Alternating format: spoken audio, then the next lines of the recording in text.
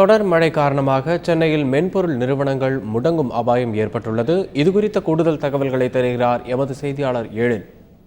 நாவலூர், சிறுசேரி போன்ற பகுதிகளில் 100க்கும் மேற்பட்ட ஐடி நிறுவனங்கள் செயல்பட்டு வருகின்றன. இந்த நிறுவனங்களில் பணியாற்றுகின்ற ஊழியர்களுடைய இயல்பு வாழ்க்கை முற்றிலுமாக பாதிக்கப்பட்டிருக்கிறது.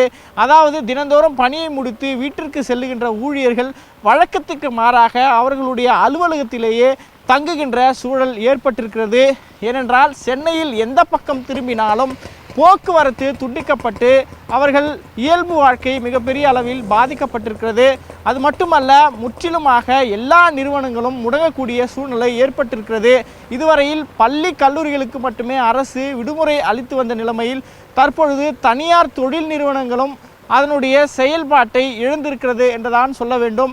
பஸ்ஸே அங்கே பார்த்தீங்கன்னா 2 பஸ் அப்படியே நிற்கிது. பஸ்ஸுக்கு உள்ளாரே தண்ணி வந்துருச்சு.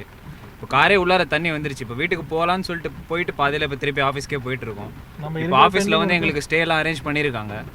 அதனால் இப்போ எங்களுக்கு வீட்டுக்கு போக முடியாத சூழ்நிலையாக இருக்குது. இப்போயே பார்த்தீங்கன்னா எங்கள் ஆஃபீஸில் மொத்தம் ஒரு 3000 பேர் வேலை செய்கிற ஆஃபீஸில் இப்போ பார்த்தீங்கன்னா ஒரு 60 மெம்பர்ஸ் கிட்ட தான் இருக்கும். மற்றவங்களால வர முடியாது.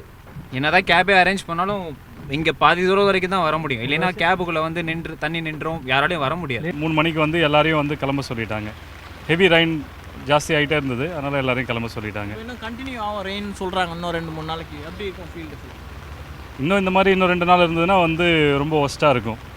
இப்போ பார்த்தீங்கன்னா நாங்கள் எல்லா வேர்ல்டு வைடு இருக்கிற எல்லா கம்பெனிஸ்க்கும் சப்போர்ட் பண்ணுறோம்.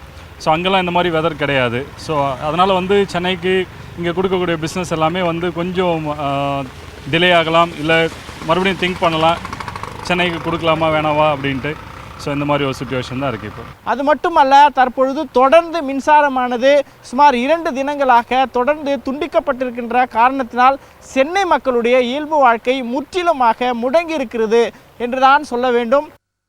இதனிடையே கனமழையின் காரணமாக மாநகர பேருந்துகள் இயக்கப்படாததால் திருவான்மியூர் பேருந்து நிலையம் அருகே வீடுகளுக்கு செல்ல முடியாமல் பயணிகள் பலர் நள்ளிரவு முதல் தவித்து வந்தனர். அவர்களை போலீசார் அவ்வழியாக சென்ற வாகனங்களில் ஏற்றி அனுப்பி வைத்தனர்.